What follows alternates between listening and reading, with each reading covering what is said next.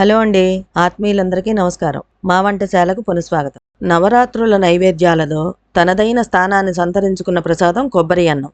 ఇది 8వ రోజు అర్చనలో నివేదించవలసిన నైవేద్యం. మరి అది ఎలా చేసుకోవాలో చూద్దామా?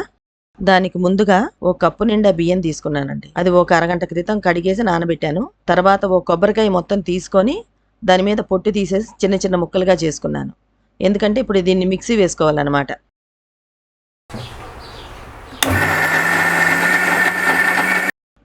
మిక్సీ పట్టేటప్పుడే ఓ సగం కప్పు నీళ్లు పోస్తూ మిక్సీ పట్టాలి మెత్తగా. ఈ కొబ్బరిని ఒక మెత్తటి కాటన్ క్లాత్లో కానీ లేకపోతే ఇలాగ జాలీలో కానీ వేసి వడబోయాలండి. దాదాపుగా 2 కప్పుల పాలు వస్తాయి అన్నమాట.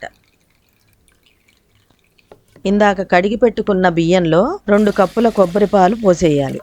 ఆ తర్వాత ఓ సగం కప్పు నీళ్లు పోసి పొయ్యి మీద పెట్టి 3 విజిల్స్ రానివ్వాలండి. ఇదిగోండి 3 విజిల్స్ వచ్చిన తర్వాత అన్నం ఇలా చక్కగా పొడి పొడిలాడుతూ రెడీ అయిపోయింది. ఇప్పుడు తాళింపుకు సిద్ధం చేసుకోవాలి. ఒక పావు నూనె పోసి అందులో ఒక 1/2 టీ స్పూన్ జీలకర్ర ఆవాలు వేయాలి. తర్వాత 4 పచ్చిమిరపకాయలు చీలికలు వేయాలి. ఆ పైన ఒక్కొక్క స్పూను శనగపప్పు మినపప్పు వేయాలి. 2 రెబ్బల కరివేపాకు కాస్తంత జీడిపప్పు వేసి ఎర్రగా వేగనివ్వాలి. ఈ తాళింపుని కొబ్బరన్నంలో వేసుకొని కలిపేసుకోవాలి. ఈ తాళింపు అన్నంలో వేసే ముందే అన్నం వేడిగా ఉన్నప్పుడు 1 టీ స్పూను ఉప్పు వేసి కలిపిన తర్వాత తాళింపు వేసి కలిపేయండి. ఇదండి నవరాత్రుల సందర్భంగా 8వ రోజు అమ్మకు నివేదించాల్సిన నైవేద్యం కొబ్బరన్నం. ఇదండి నేను చేసే పద్ధతి.